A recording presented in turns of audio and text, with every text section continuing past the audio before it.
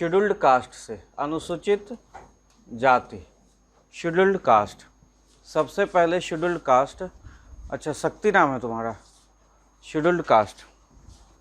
Scheduled caste से क्या समझते हैं? बहुत ही socially advanced, economically advanced, politically advanced लोग, जस्ट अपोजिट नहीं, economically deprived, socially deprived, politically deprived. कैसे भाई? अगर किसी का इकोनॉमिक स्टेटस देखोगे ना सोशल कास्ट में बढ़ा है, उसके साथ एट्रोसिटीज़ और बढ़ जाता है। हैदराबाद में एक स्टूडेंट पढ़ता था रोहित वेमुला, तो दलित कास्ट का था, नेता बन गया वहाँ पर, और उसको इतना लोग, उसका फ्रेंड लोग टॉर्चर किया कि वो लास्ट में सुसाइड कर लिया। ये दुनिया, ये महफिल मेरे काम की नहीं, यही उसका लास्ट में सुसाइड में कोट था। आईएएस बन जाते हैं, सोशली आप एडवांस हो जाते हैं, इकोनॉमिकली एडवांस हो जाते हैं, और आईएएस लॉबी में ही जो कुछ सो कॉल्ड सवर्ण कास्ट, क्योंकि यह जो शेड्यूल्ड कास्ट का डेप्रिवेशन होता है in the name of caste होता है, अनटचेबिलिटी होती है इसमें, छुआछूत। तो जब सोशली एडवांस हो गया, अब आईएएस बन गया, तो अब क्या करेगा? अब धरती पर, भारत में इससे बड़ा जॉब तो कोई है नहीं, आईएएस से बड़ा जॉब तो कोई है नहीं गवर्नमेंट ऑफ इंडिया में। आईएएस बन गया, सोशली एडवांस हो गया, इकोनॉमिकली एडवांस हो गया, और फिर भी आईएएस लॉबी में कुछ जो सवर्ण कास्ट हैं वो उनके लिए साजिश करते हैं, प्रमोशन में प्रॉब्लम करते हैं, या ग्रुप में मैसेजेस फॉरवर्ड होता है कि इसको तो जल्दी प्रमोशन मिल जाएगा, हम लोग तो 12 साल घिसेंगे, 10 साल घिसेंगे। कहीं ना कहीं इनको साइकोलॉजिकली, इनको मेंटली इनको टॉर्चर होना पड़ता है, वीक हो जाते हैं ये साइकोलॉजिकली। इनको हमेशा सड़क पर भी चलेंगे तो यह एहसास रहेगा कि हम जो है वह क्या है, शेड्यूल्ड कास्ट है। अब इससे ये नहीं है कि इनको प्रॉब्लम है, हम लोगों को भी, मान लीजिए अगर कोई सवर्ण है, हम ही मान लीजिए फॉरवर्ड कास्ट के हैं, हमारे साथ भी ऐसा सामना होता है कि जिस बैकवर्ड कास्ट का बच्चा या शेड्यूल्ड कास्ट का बच्चा के जहन में ये भरा हुआ है, उससे हम कितना भी प्यार कर लें, उसको यह लगता है कि कहीं ना कहीं मास्टर फॉरवर्ड कास्ट है। हमने यह फील किया हुआ है, यह मेरा एग्जाम्पल है। और यही चीज़ आपके समाज में भी होता है। समाज में अगर सवर्ण उसको फेवर भी कर रहा है, आप देखिए जितना दलित मूवमेंट होगा, जितना सोशल बैकवर्ड क्लास का मूवमेंट होगा, उसको किसी न किसी फॉरवर्ड कास्ट के लोगों ने लीड किया है। आप देखिए, एग्जाम्पल उठा के देख लीजिए, गेटिंग और नॉट, जितना भी सोशली बैकवर्ड क्लास का मूवमेंट है उसको लीड करने वाला कौन है? सवर्ण। इसका मतलब कि कहीं ना कहीं अच्छे और बुरे लोग हर जगह होते हैं। ऐसा तो है नहीं कि जितना सवर्ण है सब SC ST को बुरे नज़र से देखता है, गलत नज़र से देखता है। तो अच्छे और बुरे लोग दोनों जगह हैं, लेकिन इसका खामियाजा पूरी सोसाइटी को उठाना पड़ता है, क्योंकि जिसके दिमाग में, जिसके जहन में डेप्रिवेशन बढ़ गया, जिसके दिमाग में साइकोलॉजिकली वो वीक हो गया, उसको यह फील हो गया कि नहीं सवर्ण जो है वो मेरे एक्सप्लॉइटेशन के लिए ही बना है, तो कितना भी सवर्ण उसके लिए अच्छा कर ले, वह उस सोसाइटी में, जिस सोसाइटी में वह रह रहा है, वह नफरत, हैट्रेड ही फैलाएगा। और इसका खामियाजा पूरी सोसाइटी को उठाना पड़ता है या नहीं? गेटिंग और नॉट? तो प्रॉब्लम यहाँ पर है। शेड्यूल्ड कास्ट अगर इकोनॉमिकली, सोशली, पॉलिटिकली इम्प्रूव्ड भी हो गया, फिर भी उसको आज की डेट में हमारे समाज में स्टेटस नहीं मिल पाया है। पॉलिटिकली अगर आपको रिजर्व की गई सीटें, शेड्यूल्ड कास्ट के लिए सीटें क्या की गई? रिजर्व, कि फलाना कंस्टिट्यूएंसी से फलाना जाति खड़ा होगा। क्यों किया गया उनके लिए? क्योंकि खुले ओपन इन्वायरमेंट में उनको ना तो कोई सीट देता था, ना ही उनको कोई वोट देता था। खड़ा अगर कोई हो गया तो जिंदा जला दिया, पीट पीट के मार दिया, उसकी पत्नी को डायन कह के उसको अनपॉपुलर कर दिया, और अगर वह गलती से जीत भी गया तो उसके साथ भेदभाव कंटिन्यू जारी। इसीलिए उसको शेड्यूल्ड कास्ट के लोगों के लिए, ट्राइब के लोगों के लिए सीटें रिजर्व की गई।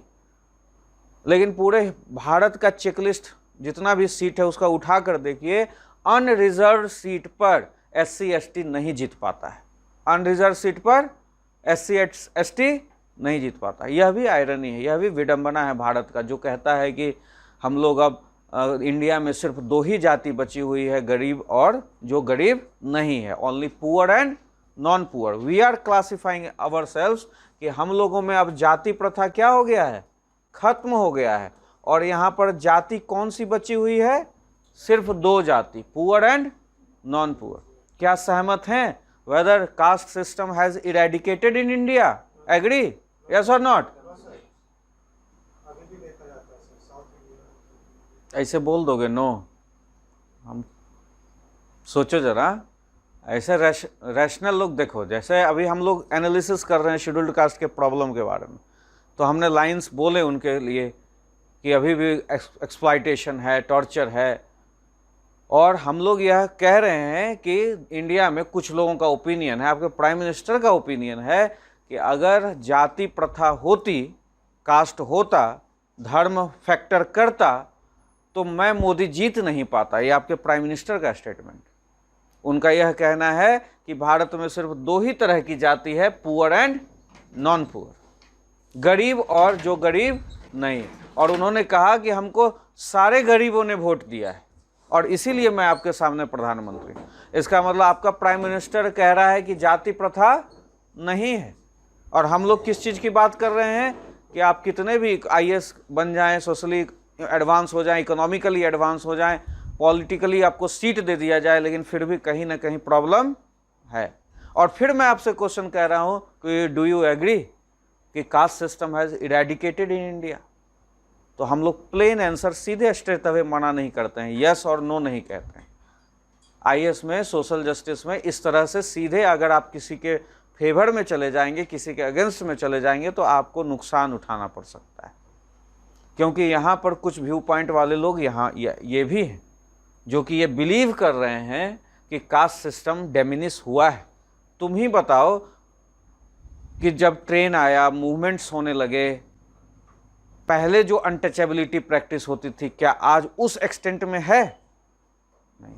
पहले हम लोग, मुझे याद है बचपन में एक धोबी जी आए थे हमारे घर गांव में, तो वो पानी मांग लिए, हमने ग्लास दे दिया पानी पीने के लिए। मेरी दादी डंडा लेके खड़ी रही जब तक कि उस ग्लास को मैंने पेपर जला के आग जलाया, आग से उस ग्लास को ऐसे ऐसे किया, उसके बाद राख से उसको मांजा, तब जाके वो ग्लास मेरे घर में रखने योग्य हुआ।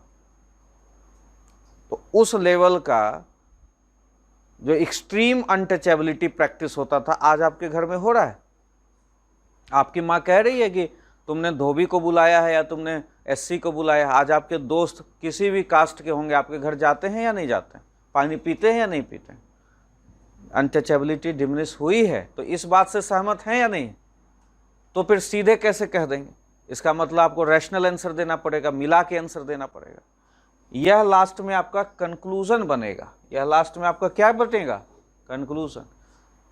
एट्रोसिटीज़ है, प्रिवेलेंट है, हमें अवेयरनेस की ज़रूरत है। क्राइम उनके लिए हो रहा है, अवेयरनेस की ज़रूरत है। जहाँ हो रहा है उसको हमें चेक करना होगा। लेकिन यह बात से भी इनकार नहीं कर सकते कि जिस तरह से हमारा सोसाइटी प्रोग्रेसिव मूव कर रहा है, धीरे धीरे अनटचेबिलिटी क्या हो रही है? कम हो रही है। एक्सट्रीम लेवल ऑफ अनटचेबिलिटी कम हो रही है। और लोग जाति और धर्म के चक्र से बाहर निकलकर ओपनली वोट दे रहे हैं, और तभी प्राइम मिनिस्टर मोदी जैसा लोग जीत के आ रहा। तो दो ही जाति है अब, पुअर और नॉन पुअर। तो ऐसा बढ़िया एग्जाम्पल से अगर आप कंक्लूड करेंगे अपने आंसर को, तो कहेगा कि नहीं ये बंदा रैशनल है, पीछे की भी चीज़ों को मान रहा है, और आगे अभी जो हम लोग जो एस्टेब्लिश करने की कोशिश कर रहे हैं, हमारा पर्पस ये है या नहीं है एस्टेब्लिश करना कि जाति प्रथा खत्म हो जाए। मेरे दिमाग से तो निकल गया, आपके दिमाग से भी आज न कल निकल जाएगा। तो हम लोग किस तरफ बढ़ रहे हैं? इसी तरफ बढ़ रहे हैं, या हम लोग अभी घर में सिखाते हैं कि अरे धोबी से मत बात करो, चमार से मत बात करो? ऐसा हम लोग अपने बच्चों को सिखाते हैं? गार्ड भैया मिलते हैं, काम वाली दीदी मिलती है, कोई भी रास्ते पर भैया मिलते हैं, सभी को अपने बच्चों कहते हैं बोलो गुड मॉर्निंग भैया। ये सिखाते हैं अपने बच्चों को कि नहीं? नहीं तो पहले के ज़माने में ये नहीं होता था। धोबी से बात नहीं करना है, SC ST घर में घुस नहीं सकता है। हम लोग क्रिकेट खेलते थे, दोस्त था SC ST, घर पर अगर आ जाता था, दादी के ज़माने की बात है। तो my grand mother was champion in caste system. वह गेट छू के अगर घुस जाता था तो बड़ी ठंडी में मुझे पाइप से वो गेट धोना पड़ता था। मेरा दोस्त अगर आया है तो मुझे गेट को धोना पड़ता था। तो वो जनरेशन ख़त्म हो गया। धीरे धीरे आगे आगे और भी एक दो जनरेशन साफ होगा जिसके दिमाग में कीड़ा है, तो अपना इंडिया फ्री होगा इन सब चीज़ों से। गेटिंग और नॉट? तो सबसे पहले एससी के बारे में लिखिए आप।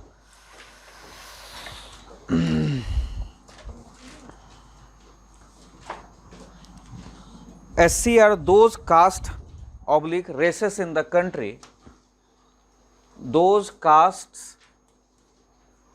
races in the country, अनुसूचित जाति अपने देश में वो प्रजाति या जाति है। those castes/races in the country that suffer from extreme social, educational and economic backwardness, that suffer from extreme social, educational and economic backwardness। अनुसूचित जाति हमारे देश में वह प्रजाति या जाति है जो सामाजिक, शैक्षणिक और आर्थिक पिछड़ेपन से जूझ रहा है, जो सामाजिक, शैक्षणिक और आर्थिक पिछड़ेपन से जूझ रहा है। Suffer from extreme social, educational and economic backwardness. And the most important reason of this backwardness is untouchability। और भी कारण है, वो अलग अलग से मैं लिखवाऊंगा, लेकिन मूल कारण यही है, छुआछूत। And the most important reason of this backwardness is untouchability। और इस पिछड़ेपन का जो महत्वपूर्ण कारण है वह छुआछूत है, और इस पिछड़ेपन का जो महत्वपूर्ण कारण है वह पिछड़ापन है।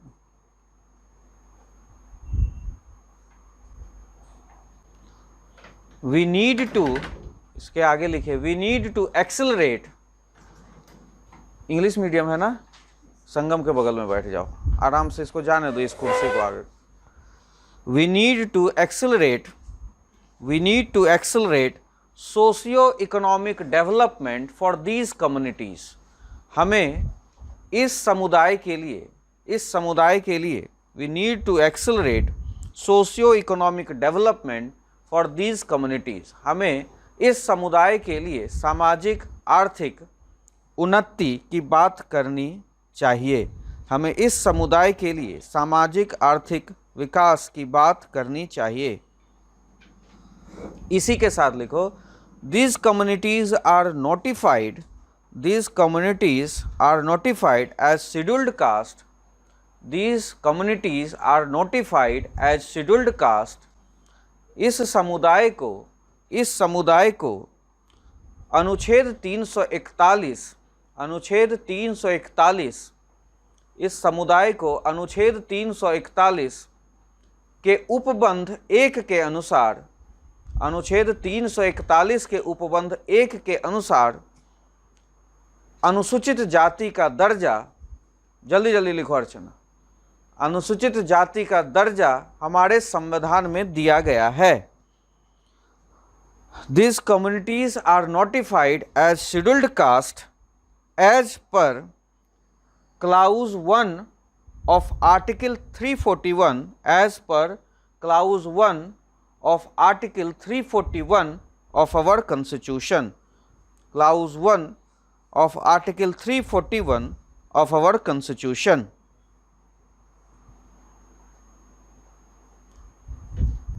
ये शेड्यूल्ड कास्ट का इंट्रोडक्शन हुआ। शेड्यूल्ड कास्ट क्या है?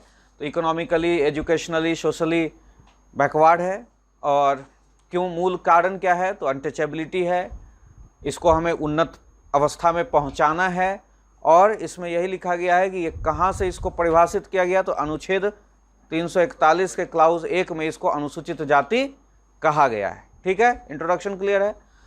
अभी दूसरे पैराग्राफ में आपको लिखवाऊंगा कि ये within Hindu caste, within Hindu इसको एक जाति माना गया है, और इसलिए ये स्पेसिफाई करना ज़रूरी है सवर्ण और अवर्ण। तो सवर्ण जो अपना वर्णा सिस्टम है, वर्णा सिस्टम जब डिसइंटीग्रेट हो गया तो वह बन गया क्या? Caste system. ये समझते हैं वर्ण सिस्टम। वर्ण सिस्टम में हमारे जो पुरुष सूक्ता में लिखा हुआ है कि ब्राह्मणा emanates from mouth, Kshatriya emanates from army sorry arm, and Vysya emanates from Thai and शूद्र एमिनेट्स फ्रॉम फीट। यह लिखा हुआ पुरुष सूक्त में वर्णा सिस्टम को डिफाइन किया गया है। वर्णा सिस्टम क्या कह रहा है कि ब्राह्मण जो है वह कहाँ से निकला है, मुख से निकला है, ब्रह्मा के मुख से निकला है, और क्षत्रिय जो है वह बाह से निकला है, वैश्य बनिया जो है वह थाई से निकला है, शूद्र क्या है, पैर से निकला है। अब वर्ण सिस्टम क्यों ऐसा बनाया गया, क्यों ऐसा पुरुष सूक्ता में कहा गया? एक सोशल ऑर्डर क्रिएट करने के लिए, एक सामाजिक स्थिति क्रिएट करने के लिए। ध्यान दीजिएगा, सोशल ऑर्डर, सामाजिक संरचना, एक समाज के बेहतर ढंग से काम करने के लिए वर्ण सिस्टम को क्रिएट किया गया। यह पुरुष सूक्ता में लिखा हुआ है।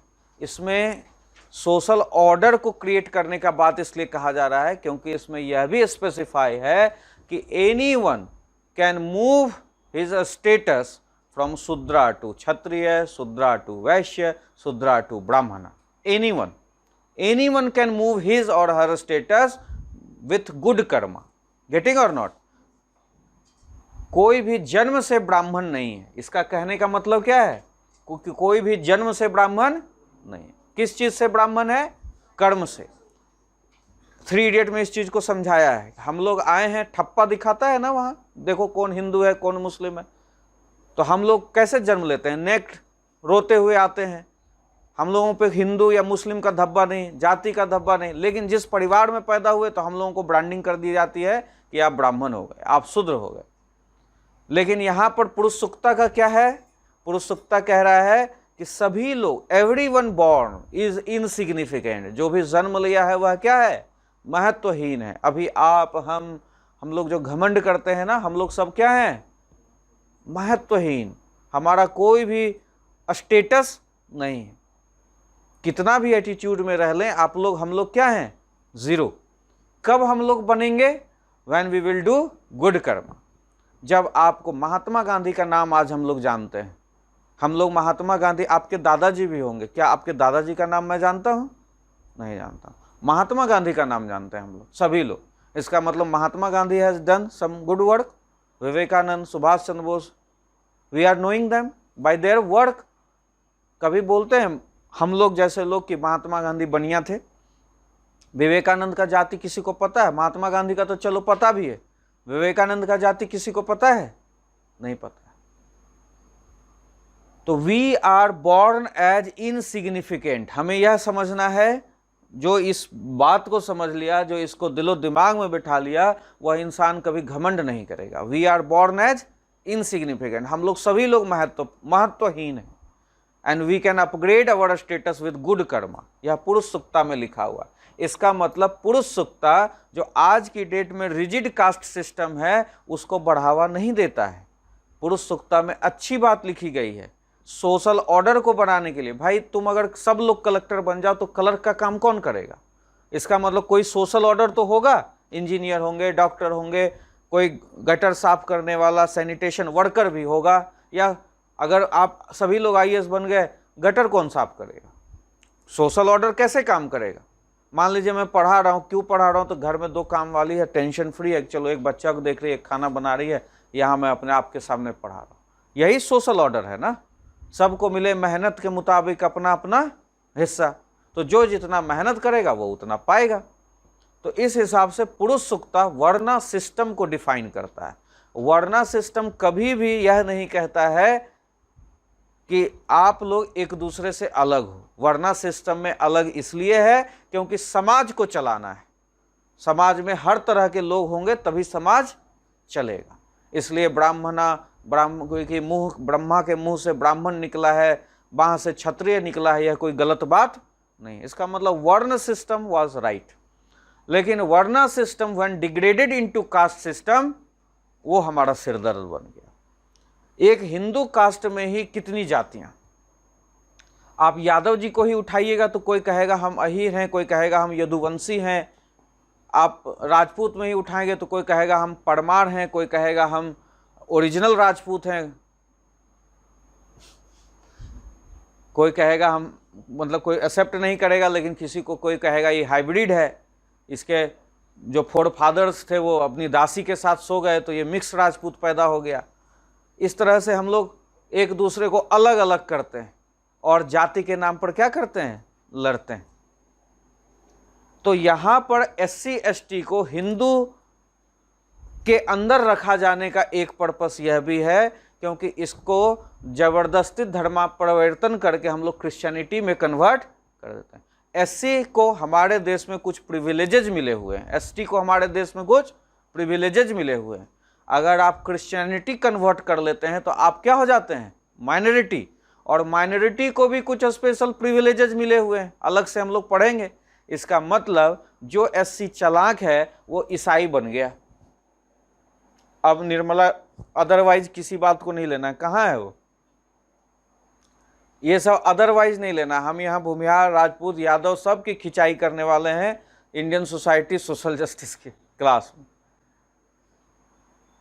इसलिए ये सब बात को अदरवाइज नहीं लेना है। सोशल जस्टिस IAS की तैयारी कर रहे हैं, ये सब चीज़ें होंगी, ये चीज़ समझना है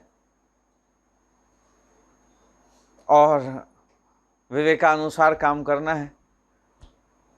जो चालाक SC है, शेड्यूल्ड कास्ट है, वो क्या किया है, क्रिश्चियनिटी में कन्वर्ट हो गया। कुछ माइनॉरिटी के प्रिविलेजेस भी ले रहा है और कुछ शेड्यूल्ड कास्ट का भी प्रिविलेजेस ले रहा है।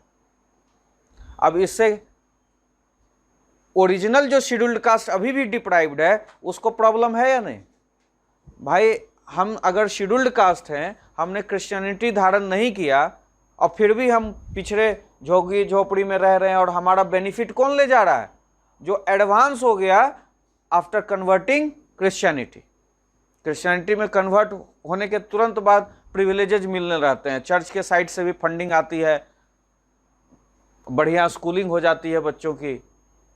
हालांकि कुछ लोग मिरेकल में बिलीव करते हैं, उनको लगता है कि नहीं मेरे साथ कुछ चमत्कार हुआ, हम इसलिए क्रिश्चियनिटी कन्वर्ट कर रहे हैं। वो भाई आस्था विश्वास को मैं आहत नहीं करना चाहता हूँ, ठीक है। कोई अगर इस आस्था में अपना धर्म परिवर्तन किया है तो मुझे उससे कोई ऐतराज नहीं,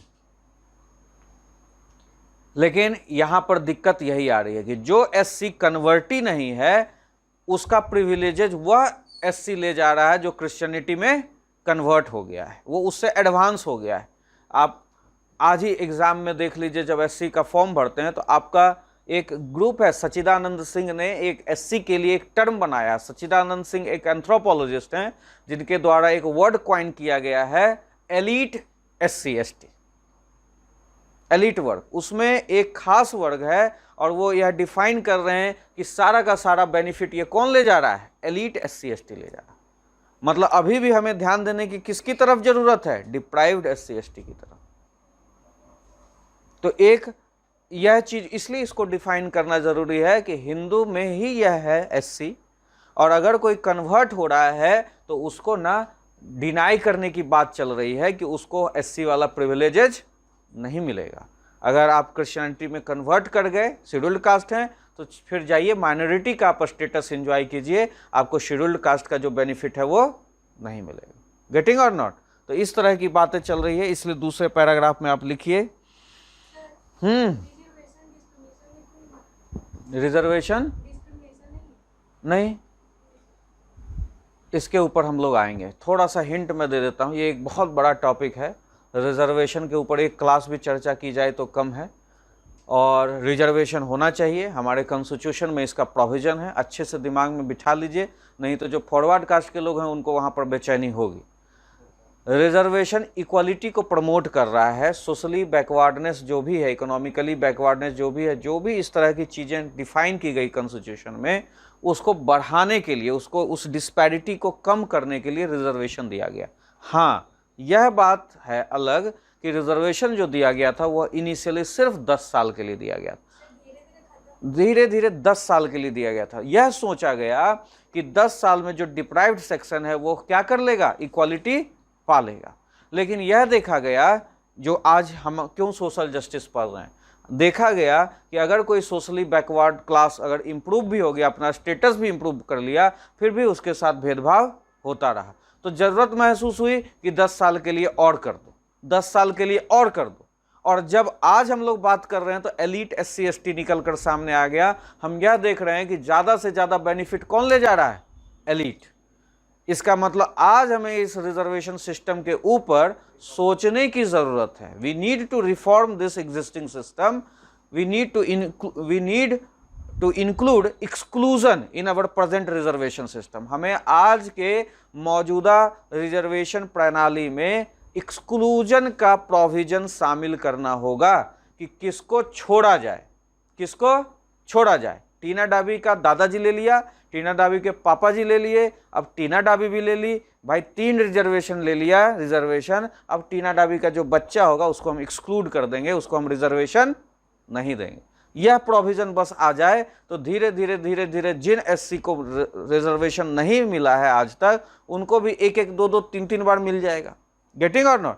तो भाई जब 3 बार दे दिए तुमको, अब फिर भी तुम अपना कर्म नहीं सुधार पा रहा है, उसके बाद तो फिर वही है इक्वालिटी अपॉर्चुनिटी वाला जो हमने बात कहा था पहले क्लास में।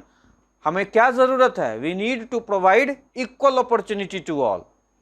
रिजर्वेशन में भी हम लोग यही करने की कोशिश कर रहे हैं, we are providing equal opportunity. आज जब बार बार तुमको पढ़ा रहे हैं इकोनॉमिक्स पढ़ लो IAS बन जाओ, तुम उस अपॉर्चुनिटी का फायदा ही नहीं उठा रहा, तो बनेगा लास्ट में किरानी ही। उसके बाद फिर क्या हो सकता है? इसका मतलब गवर्नमेंट अपने साइड से कोशिश कर सकती है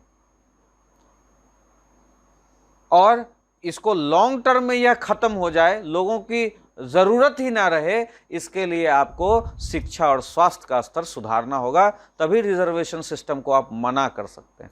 जिस दिन आपके देश में फ्री एजुकेशन हो जाए, हायर एजुकेशन, प्रिलिमिनरी एजुकेशन, जो जितना भी एजुकेशन है, अगर फ्री एजुकेशन हो जाए, सस्ते में एजुकेशन मिल रहा है सभी को, उस दिन आप रिजर्वेशन मैडम हटा सकती हैं।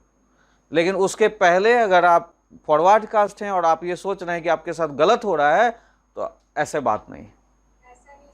हाँ, मतलब एक बात मैं बता रहा हूं, जिस दिन equal opportunity to all establish हो जाएगा, सभी के लिए समान शिक्षा हो जाएगी, उस दिन आप रिजर्वेशन सिस्टम को मना कर सकते हैं। लेकिन इसीलिए अपने कॉन्स्टिट्यूशन में रिजर्वेशन दिया गया है टू प्रोवाइड इक्वल अपॉर्चुनिटी।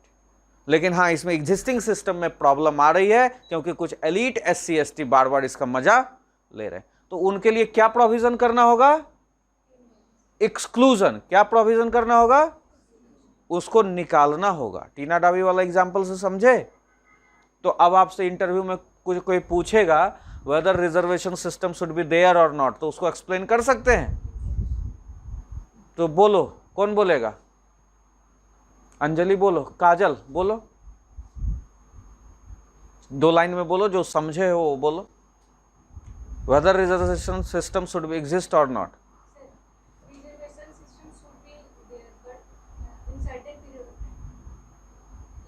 फिर तो तुम गलत ही हो गई। हाँ, तो 2-3 बार किसी एक पर्टिकुलर इंडिविजुअल की बात कर रहे हो। पहले reservation system should be there, और बोलो संगम, तुम बड़ा हंस रहा था, बोलो। बिकॉज पहले कॉन्स्टिट्यूशन का बात करना है, because in constitution talks about providing equal opportunity to all. आपको कॉन्स्टिट्यूशन को जरूर कोट करना है, क्योंकि आप अगर रिजर्वेशन सिस्टम को मना कर रहे हैं, इसका मतलब आप भीमराव साहब अंबेडकर के संविधान को मना कर रहे हैं। आप भारत के पिलर के अगेंस्ट,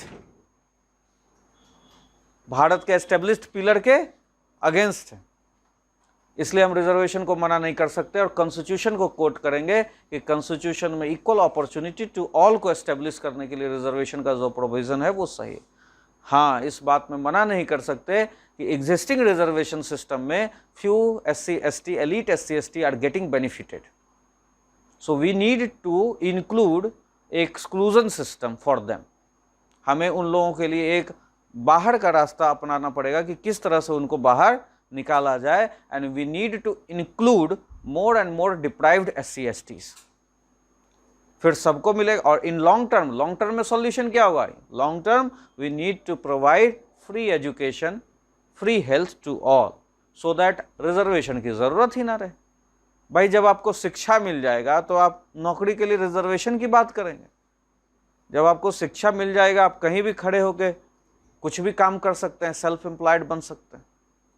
इसलिए हमें अभी जन सुराज वाला जो अभियान चल रहा है, क्या नाम है, प्रशांत किशोर वाला, तो वो यही बात कह रहे हैं। आप उनको सुनिएगा, देखिएगा, बहुत सोशल जस्टिस का एक आध क्वेश्चन लिख दीजिएगा, उसके बातों को सुनिएगा। यही कह रहा है कि आप जाति को वोट देख के दीजिएगा या अपने बेटे के भविष्य के लिए वोट दीजिएगा। तो आपका बेटा का भविष्य क्या चाहता है? फ्री, मुफ्त शिक्षा, मुफ्त स्वास्थ्य। तो जो अब की बार नेता आएगा तो आपको दल बल से उठकर आपको क्या मांगना है अपने बेटे के लिए? शिक्षा, स्वास्थ्य। तो रिजर्वेशन का यही सॉल्यूशन है। अगर नहीं थोड़ा सा कहीं साइड में लिखना है तो लिख लो, अगर क्लास में चर्चा चला है। Reservation system according to constitution, संविधान के अनुसार है क्या? We need to provide equal opportunity to all. हमें सबको क्या करना है? सभी को बराबरी, समानता दिलानी है सभी को। That's why reservation, according to constitution equal opportunities to all. That's why reservation system, that's why reservation system. But elite SC, और ये क्वाइन किया है टर्म सच्चिदानंद सिंह ने, सच्चिदानंद सिंह। इनके अनुसार सच्चिदानंद सिंह ने कहा है, but elite SC ST are taking benefit, are taking benefit. वो इससे फ़ायदा उठा रहे हैं, एलीट SC से फ़ायदा उठा रहे हैं। तो हमें we need to include exclusion in present reservation system. इसलिए हमें वर्तमान रिजर्वेशन व्यवस्था में लोगों को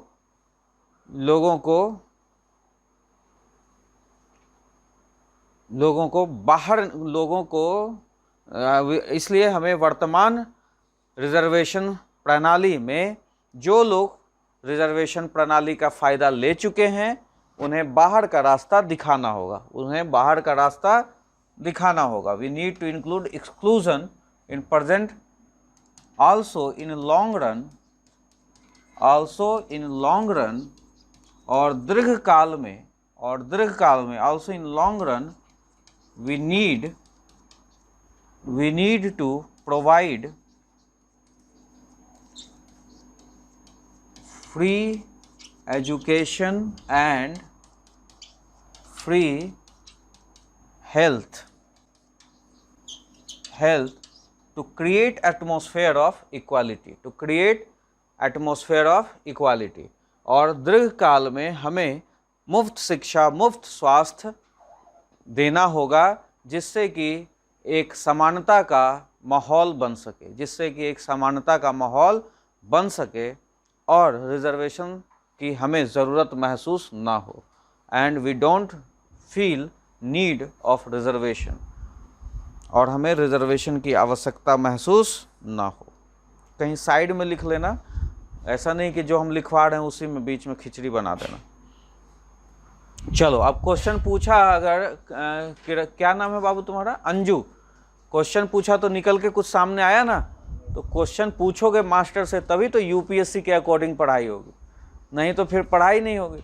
इसलिए सिलेबस को, क्वेश्चन को आप लोगों को देखते रहना है, ठीक है? ये इंटरव्यू में पूछा जाने वाला है। अगर आप सोशलॉजी ऑप्शनल के हैं तो ये सब पूछेगा। सर, इसका सॉल्यूशन क्या हो सकता है? इस सॉल्यूशन ही तो बतलाए जी। जो एलीट क्लास जो फायदा ले चुका तो है, 3 बार अगर ले लिया, 3 जनरेशन, तो एक्सक्लूड कर दो। यही है, we need to exclude them. हमें यह क्लाउज लगाना पड़ेगा रिजर्वेशन सिस्टम में, या आपके पार्लियामेंट में आपके नेता बनाएंगे कि जो 3 बार बेनिफिट ले लिया उसको रिजर्वेशन सिस्टम, उसको बाहर कर दिया जाए। जब आप फॉर्म भरते रहेंगे तो बस एक प्रोविजन और भी आ जाएगा कि मतलब आपके पिताजी जो हैं वो क्या रिजर्वेशन सिस्टम का फ़ायदा लिए हैं, तो तुम लगाओगे टिक यस। फिर क्या आपके दादाजी ने लिया है, तो लिखेंगे यस। तो क्या आपके परदादा जी ने लिया है, तो यस। तो फिर चौथा कॉलम में तुम्हारा अपने आप वो रिजर्वेशन वाला सिस्टम गायब हो जाएगा। ऐसा फॉर्म भरते समय होता है कि नहीं, कि एक कॉलम में जैसे ही नो किए तो अगला वाला ऑप्शन आपके लिए एग्जिस्ट ही नहीं करेगा। हो गया, कहानी खत्म। इतना बढ़िया सॉल्यूशन है। सब में नो भर दिया तो जब इंटरव्यू देने जाओगे तो तुम्हारा कुंडली निकाल लेंगे वो लोग। खेत खलिहान सब पूछा जाता है ना बाबू, सीओ से साइन करा के ले जाओगे ना वहां पर, जाति प्रमाण पत्र, घर में और कौन कौन है ना। तो झूठ बोल के थोड़ा ही ना नौकरी कोई ले सकता है। तुम्हारा घर का पड़ोसी बतला देगा तुम्हारा पड़ोसी बतला देगा, इसकी पत्नी भी फायदा मिली हुई है, इसका बाप भी लिया, इसका नाना भी लिया, सब कुंडली पहुंचा देगा गवर्नमेंट के पास। आजकल पड़ोसी से ज्यादा सतर्क रहने की जरूरत, ठीक है।